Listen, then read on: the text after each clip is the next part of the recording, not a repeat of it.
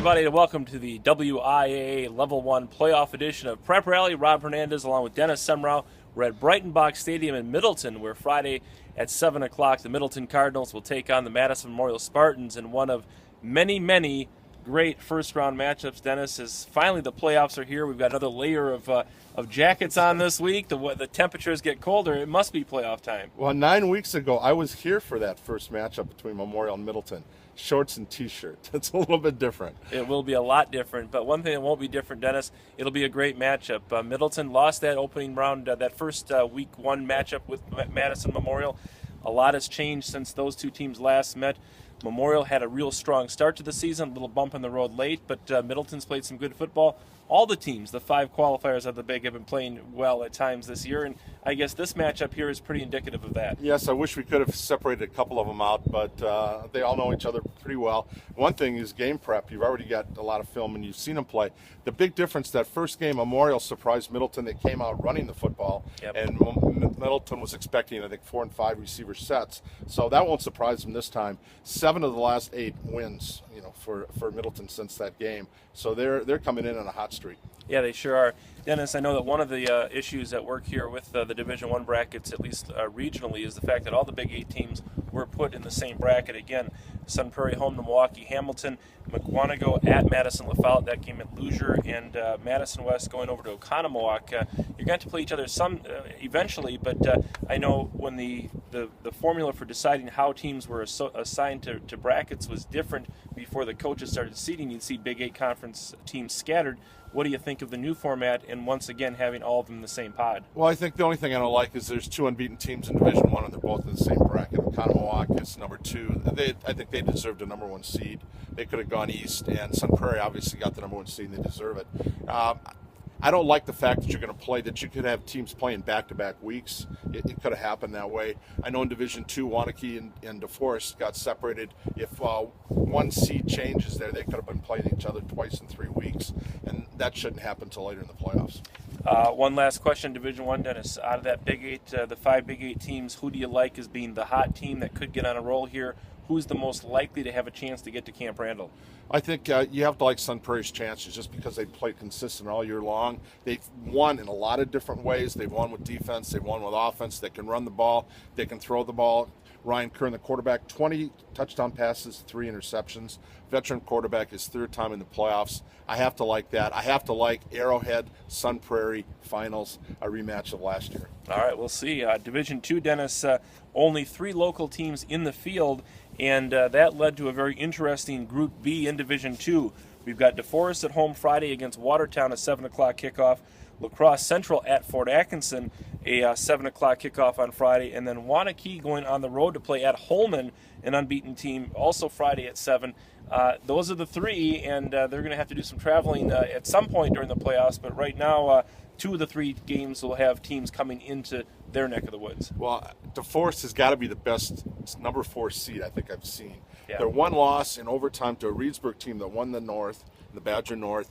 Reedsburg ended up losing to Fort Atkinson, so I think Fort got the 3 seed, DeForest got the 4. Actually, it's a good thing because a 3 seed, that means in the second game, it could have been a possible Waunakee-DeForest matchup again. I think it's going to be an awful tough, though, first game for Waunakee, having to go on the road with Holman. They lost their starting quarterback to an injury. Their number 1 quarterback, Helt, had been out with mono. He had to come back in because Mark Herzberg had a shoulder injury. Not sure of his status right now.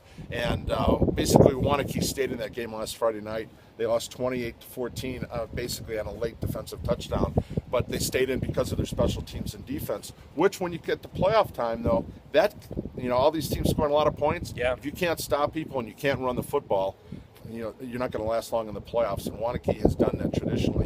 So they're kind of the sleeper team, I think, in that bracket just because of their history. Well, and the history shows they were at the state finals a year ago, losing to Mequon Homestead. Homestead back in the postseason in Division II again. But the team in this bracket, Group B, Oshkosh North, a 1 seed in this grouping with the 3 local teams. They're a team that plays in the large FVA, or now the Valley Football Association. And so, however, whoever gets out among the 3 local teams, that might see Oshkosh North, those will be some tough ball games with North. Definitely, DeForest, I think, is one of the best defenses in the state that we've sorely tested. But they've got to get first past the Watertown team that put some points up on the board. It sure can. That Little 10 conference has been electrifying as far as getting the ball in the end zone this year. Dennis, as we move to Division III, interesting local matchups. Madison-Edgewood in Group C at Mount Horeb-Barneveld. That's an interesting matchup. Milton at Monona Grove. Normally we don't talk much about an 8 seed versus a 1 seed, but that was a 1 or 2 touchdown game just a couple weeks ago. 14-7 Monona Grove, and they were trailing, I believe, in that game too. Milton, Bill O'Leary, first-year coach there, has done a great job getting them into the playoffs right at the end of the year. They had a win last week, and that's one of those games, teams where you had a win, so your playoffs started a week early. Like you look over in Division I, Madison West beating Verona. Yep. So I would not put, if you're looking for an upset, there's one in the making. Monona Grove's got a lot of experience, but if you remember a few years ago, they turned the ball over 5 or 6 times and lost a first-round game. Everybody thought they were going to win. So I think that one will be sticking in the kind of the craw of the coaches, and MG will be prepared for Milton on Friday night. Yeah, maybe a good thing that first meeting was so tight so that nobody's taking anybody for granted, and especially because in round 2 of that Group D, the winner of the Milton-Monona Grove game draws the winner of the Jefferson-Edgerton game, 2 Rock Valley North powers that did battle earlier in the year. Obviously, Edgerton, the conference champ in the Rock Valley North, might have the nod there. They're the 4 seed in that grouping, but another interesting situation where we have 2 conference opponents meeting head-to-head for right away in round 1, something that didn't always used to happen, but I like the matchup. Yeah, with the seeding, that's going to happen now, and you just have to take that with a grain of salt. Ricky Williams, running back for Edgerton. When was the last time Edgerton smoked Evansville-Albany in their rivalry? And that's what happened last Friday night. So Edgerton is not his team. You look again, another 4 seed. Right. Very good team that could advance a couple of rounds. Well, and with that, Milton, Monona Grove, Jefferson, Edgerton in Group D out of Division III. We talked about the Edgewood Mount Horeb-Barneveld matchup. The 1 seed and the 2 seed in Group C, along with Edgewood and Mount Horeb-Barneveld at 4-5. Lodi at 1, Reedsburg at 2. Both teams really strong, really impressive regular seasons. I love to see that for a final matchup, if only because Reedsburg's flexbone, very tough to defend. Lodi can run the ball, but they've proven they can put it in the air too. They've been able to pass a lot lately. Well, and as we move now to Division IV, you talk about rematches or matchups that you like out of 2 conferences. Capital North, Capital South in Group B of Division IV. Columbus and Marshall, Friday at 7 at Marshall. Columbus, we've talked about it before in Prep Rally, kind of the surprise team getting back in the playoffs. They with a first-year coach in Scott Hilber. Marshall, the prohibitive favorite in the Capital South every year, stumbles twice, including losing the Week 9 game to Belleville, which nobody really expected. This sets up to be a pretty intriguing matchup. Yeah, it does. I think Columbus is a hotter team coming in, but Marshall's been in the playoffs, and I think Matt Klein has his team ready to play. Down in Group C, then the 1-2 seed Bigfoot and Broadhead Judah, both out of the Rock Valley South. Bigfoot home to University School of Milwaukee, and Broadhead against Milwaukee St. Thomas More.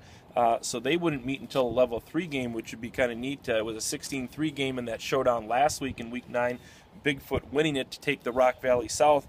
Clinton at New Glarus Monticello, Dodgeville at Platteville. The Dodgeville-Platteville one intrigues me because both those teams had to win to get in last week, and they got it done. Now they get to meet each other in the playoffs again. Like you talked earlier, they've already been playing playoff football for a couple weeks. Yeah, and a conference opponents as well. So I don't think there's a lot of prep knowing for that one. It's just kind of fine-tuning some things. They know each other pretty well. Maybe there'll be a few specials here.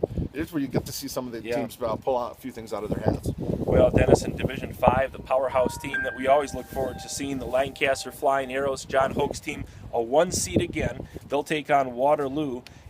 Cambridge, the 5 seed, going to Laconia. Of course, Cambridge had its ups and downs in the Capital South. Had a chance to win or share the conference title. Lost to New Glarus Monticello last week. And then a couple of unknowns. Westfield and Poinet get in as 6 and 7 seeds. They go on the road to Kenosha St. Joe's and Racine St. Catherine's, respectively. Anything you see there in Division 5 locally that really catches your eye? Well, Poinet's kind of a surprise team in the North, finishing 4-1 in the Capital North. St. Kate's, though, Racine St. Catherine's has been just a powerhouse team lately, and they've been ranked all year long. Lancaster, though, from day one, that's a team we thought had a chance to get back, and boy, they played some great games at state.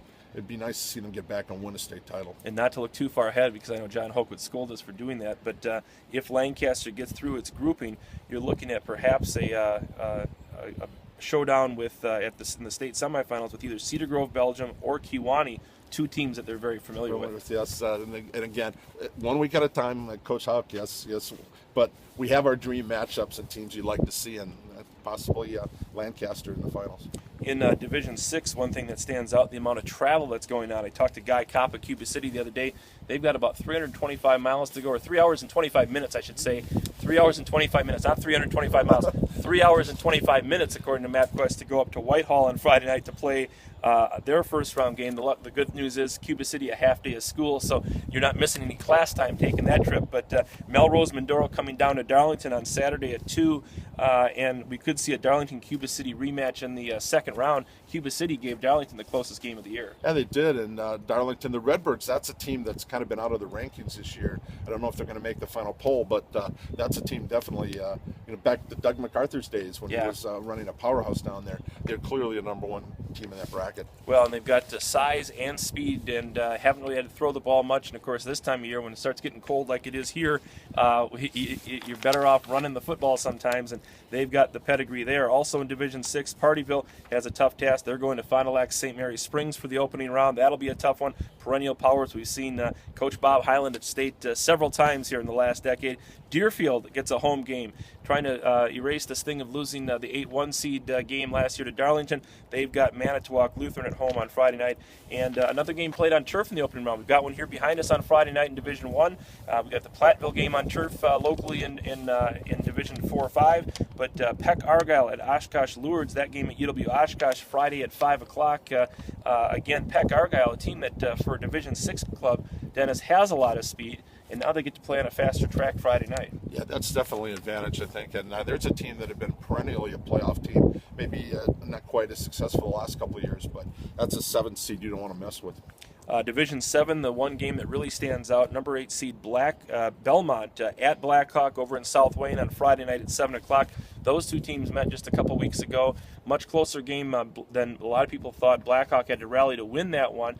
But again, Blackhawk was coming off two showdown games of sorts against Peck Argyle and Potosi the weeks going back, and might have been poised for a letdown. Luckily, they didn't let down enough to have it affect their overall record. They get through the regular season unbeaten. Well, Belmont's one of those teams too. Just not a lot of numbers. They played well, and you talk about, do they have enough to get to the fourth quarter? Blackhawk, that's a team again. We talked earlier. They're not a Division 7 team. They're a team that could probably play in 5 or 6. Well, definitely. They got size at quarterback and Heath Butler, and a lot of weapons around him. Tanner Sweeney, Jaden Rufinox, speed on the edge. They run that veer, and as a number 1 seed, if they can get amazingly, if they can get through that 8 versus 1 game with Belmont after what happened a couple weeks ago, I like their chances because they would go through possibly at least one matchup of a Ridge and Valley Conference. Weston DeSoto draws the winner of that Belmont Blackhawk game. And then on the lower half, Potosi gets a 2 seed. Now, Potosi lost their starting quarterback in the game against Blackhawk,